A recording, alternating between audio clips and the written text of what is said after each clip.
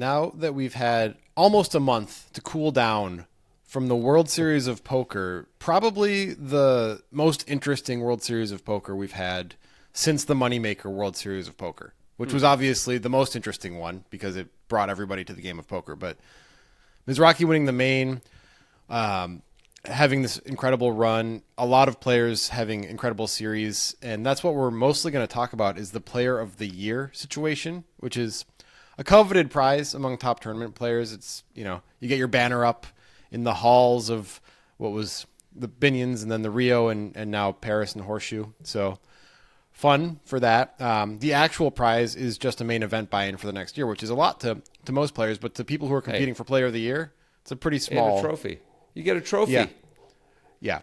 But it is hotly contested because of the prestige. Yeah. The winner this year was Shaun Deeb.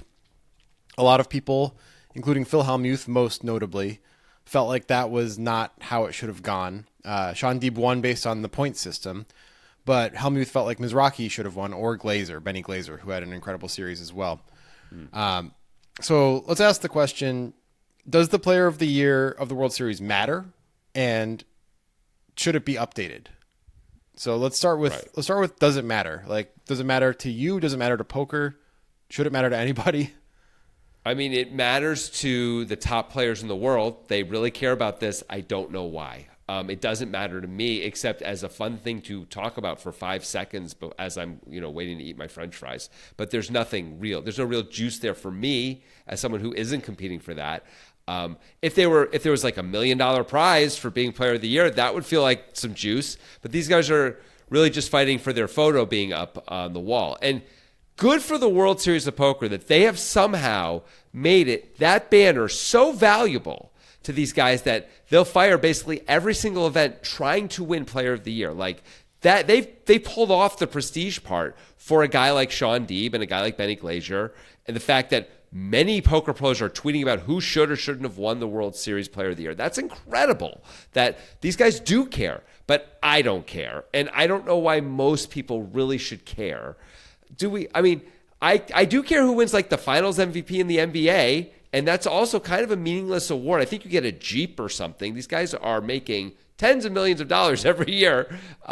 They've already won the title. It's not a big deal, but it's something you can, it's one more thing to compete for, and these guys are intense competitors both on the court and on the felt. So Hold on. in that Jeep, way, it matters. Is the Jeep trail rated? Is it trail rated? I don't think it's go on the good trails. One. I think it's okay. I think it's not the cheap Jeep, the lower quality Jeep. I'm pretty sure. Yeah.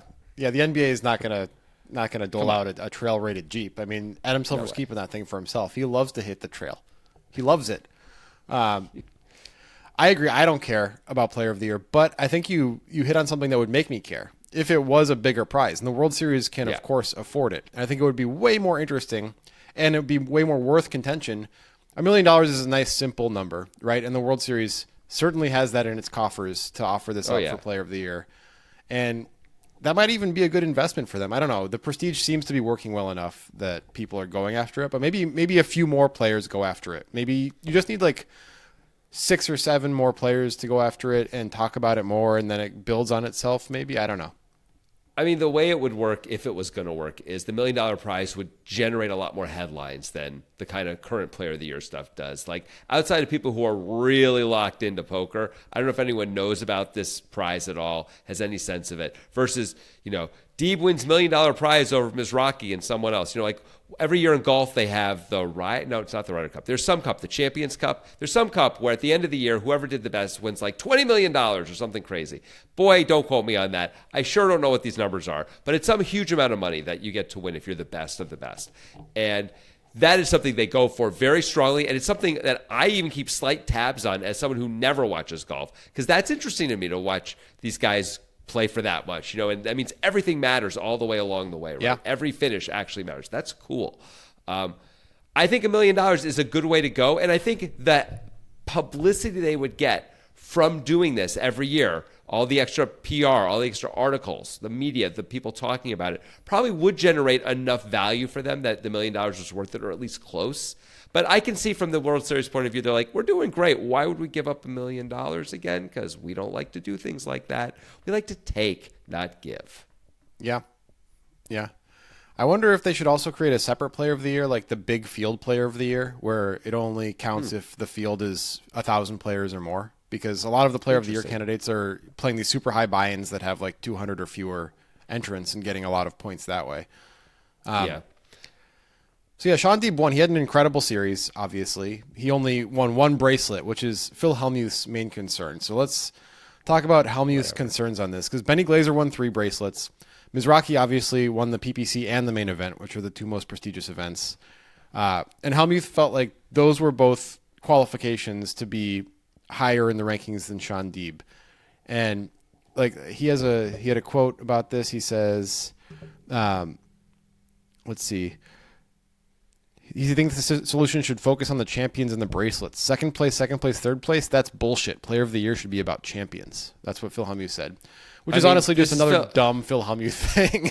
Yeah. I mean, this is Phil Hellmuth advocating for himself, really, right? Because he's won the most bracelets, but doesn't get as much respect as someone who's done that would be. So he's trying to say bracelets are what matter the most. Not a surprise that guy would say that, right? Of course, like, the incentives line up perfectly to celebrate To bring it back to basketball, was Steve Kerr better than Patrick Ewing? Because he won championships and Patrick Ewing didn't. Right. I mean, like, it's a little bit different in that you have a team, and in poker you don't. You have luck. You have luck, but that's all you have. You are by yourself at least, but still, your point is salient. And I would say if you finish, in the top 3 multiple times, that is more impressive than winning 1 bracelet, let's say, or even 2 bracelets if you finish in the top 3 enough times in bigger events. But I can understand, whatever, reasonable minds, I guess, could disagree. I think, the turn of a card shouldn't necessarily determine who wins Player of the Year or not. Obviously, to some degree, it always does. But if we're talking about the most bracelets or something like that, it gets weird. Also, now we're starting to value those tiny field events even more, because getting a bracelet becomes really valuable to the World Series Player of the Year, more so than a deep finish in let's say, a big event, right? And those should both have value. I think if I'm going to give Hellmuth as much credit as I can, I'll rephrase what he said to something a little bit different and maybe give him credit for thinking this way. That maybe he's saying it shouldn't be about actual poker accomplishments, but poker cultural impact. Maybe he's saying that. And like winning a bracelet is more of a poker cultural impact. Michael Mizrachi made the biggest poker cultural impact. No question. So the solution, in my mind, would not be a point system at all if you wanted that to be the factor. You'd have like a committee that voted at the end of the year. It's absurd. It's a terrible idea. There's how many players come through the World Series every year? Most of them are not famous people, right? Daniel Negreanu would win this award a lot, right? And Phil Hellmuth would win this award a lot if it was a cultural impact award, as opposed to who had the best year, which is all they're really trying to do. And that's what they should be trying to do for this. Having a point system, by the way, is a good idea. Otherwise, we're going to get caught up in emotions. We're going to get swayed by who won the name events or who are the name players who did it. It's going to be very easy to give it to a guy like Daniel Negreanu, much more of the time, versus who's the guy who you always loved who played on Live at the Bike? You know what I'm talking about? He actually... Oh, Dan Zach. Dan Zach won Player of the Year. Like 2021 or something, right? And I was so happy to see it. But Dan Zach, it's much harder for him to ever win if he's got to not just outpoint these guys, but outculture these guys, right? It just seems totally ridiculous and unfair. There's a million other rewards for being a massive power in the culture demographic, which is sponsorships, ability to make lots of money all the time for the rest of your life. Like, Player of the Year should be about Player of the Year. And this is from someone who doesn't care about this. But still, I care enough to say, come on, man. Let's get it together. Basically... Now, we don't know the nitty-gritty of the point system. We haven't gone and looked under the hood. But you're basically saying a rebuke of Hellmuth's idea that he basically wants first place to be overvalued versus the other places, is what he wants. I think that's a terrible idea. Like. Yeah. And it's a terrible, terrible idea. I think it should very clearly be whoever has the best year based on a fair system where every place is valued, commensurate to its actual place. Let's be proportionate here. Otherwise, what are we doing? We're just celebrating the guy who got the most bracelets. Wait, Phil Hellmuth wants that? Oh, right. Phil Hellmuth wants the guy who wants the most bracelets to win more stuff. I get it. So your ultimate thing is you want it to just stay the same, basically. I will play Phil Hellmuth heads up anytime he wants, Grant. I know you will. I think staying the same is pretty close to what we need to do. I'm not saying there couldn't be very minor tweaks. Right now, the World Series takes your 10 best caches and throws out everything else. So a guy like Shaun Deeb, who had something like 18 to 20 caches, Benny Glacier also had 18 caches. They just get their 10 best. I actually like that idea because that means you don't have to be rich enough to play every single event in the World Series to have even a chance at the Player of the Year. I mean, you kind of do, but at least it's possible. It's more possible than if it required all of your caches.